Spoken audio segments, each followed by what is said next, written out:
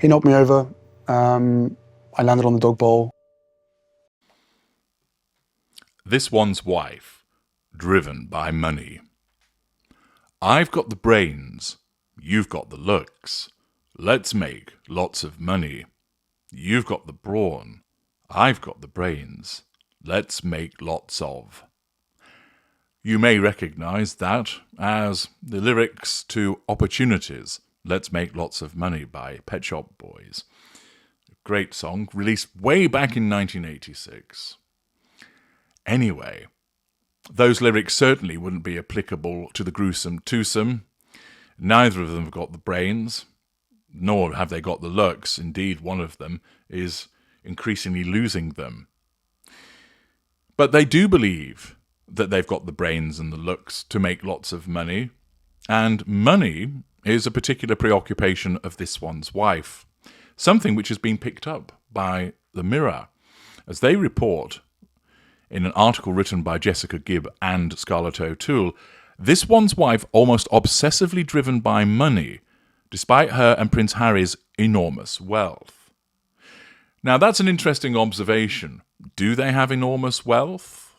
After all, there are many rumours that, of course, it's starting to run out.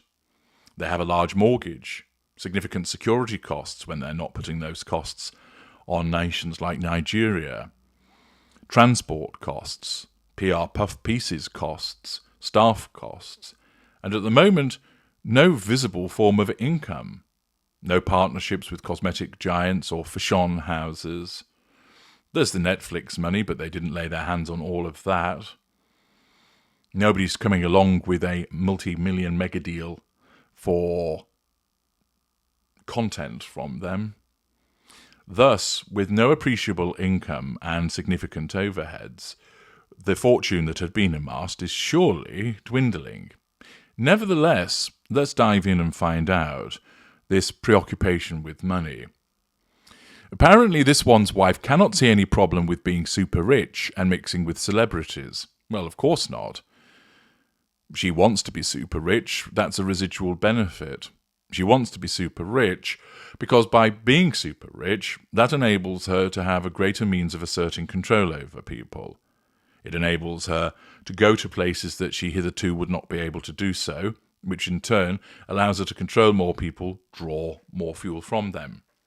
Being super rich enables her to try and control the narrative, which links to control in the drawing of fuel. Being super rich enables her to afford security, which makes her look important, so she can triangulate that with people in order to prompt a reaction. It enables her to buy expensive clothing and jewellery, so that in her deluded mind she looks fantastic. It enables her to have a large house, so that she can triangulate people with that. Money is a residual benefit, and for a somatic narcissist such as this one's wife, it is hugely important. But it is not just the money in itself that is what drives this one's wife, but what it enables her to do vis-a-vis the other aspects of the prime aims. It's often the case that the residual benefits can enable the narcissist to use that residual benefit with regard to other aspects of the prime aims. For instance, the facade, which is a residual benefit, can be used to control people by appearing to be a kind person. The facade, as a residual benefit, can be used to gain extra fuel by virtue of people reacting to the facade of being helpful and kind. The facade, as a residual benefit, can be utilized for the purpose of accessing more people, thus accessing more character traits. And money operates in a similar way. It enables controlling people to be far easier. People like to be around successful people. Having that money enables her perhaps to be generous towards people. It enables her to purchase the PR puff pieces, which are very important for her to try and nullify the various threats to control. And thus, gaining money, not only is it important for itself as a residual benefit, but it is important to her because it helps her with regard to other aspects of the prime aims. The Duchess of Sussex and her husband, Prince Harry, announced they would become financially independent when they stepped down from the royal family.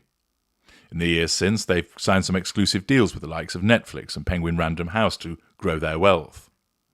Despite the lucrative partnerships, royal author Tom Quinn, for it is him again, has suggested this one's wife worries they never have enough.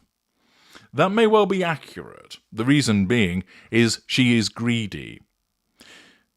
She didn't come from poverty, but nor did she come from wealth. And her narcissism recognizes that wealth is something that she needs to attain. Not only does it appeal to her somaticism, but it also helps with the prime aims, as I've just explained. Therefore, her narcissism, utilizing paranoia, causes her to believe she's not got enough. Now, in some instances, that may be the actuality. After all, as I mentioned earlier, no appreciable income, significant overheads. Therefore, there is a concern. But even by other people's standards, who could say, well, trim your cloth accordingly. Do you really need to live in that house? Do you really need all that security? Do you really need to keep doing all the PR puff pieces? Do you really need to have a staff? Why don't you be a mother for once? The fact is that her narcissism, through this paranoia, wants her to drive for more money because of how effective that is vis-a-vis the prime aims. Tom Quinn also claims it seems hypocritical of the former Suits star to have so much wealth while working with the marginalised. Well, of course it does, but that's never going to stop this one's wife, is it? After all, she's allowed to do what she wants, and if that conflicts with the other things that she doesn't notice because her narcissism blinds her to it.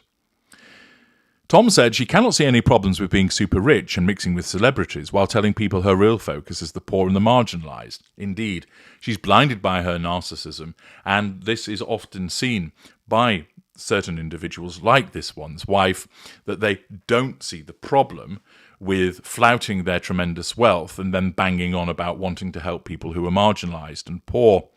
The fact is, this one's wife can't stand the poors. She hates them. She would certainly not want to deal with them. After all, she doesn't see any value to be obtained from them. Yes, they can be controlled. Yes, you'll gain some fuel from them. But she wants to hobnob with the wealthy because she believes that's her crowd. And the poors just get in the way. The only use they have is to enable her to look good through facade management. One former friend of the couple insists this one's wife wants to be both Marie Antoinette and Mother Teresa of Calcutta. A big problem for this one's wife is that she often seems almost obsessively driven by money. Despite the couple's enormous wealth, this one's wife never thinks it's enough because she is living next door to celebrities who are far richer. And that is a valid point. The fact that she has chosen to put herself in a neighbourhood where very wealthy people live was part of course, her grandiosity and the belief that those are her people. The problem for her and Harry is that their wealth, compared to the people that they hobnob with, is actually pretty poor. And the consequence of that is, you've guessed it, it's a threat to her need for control.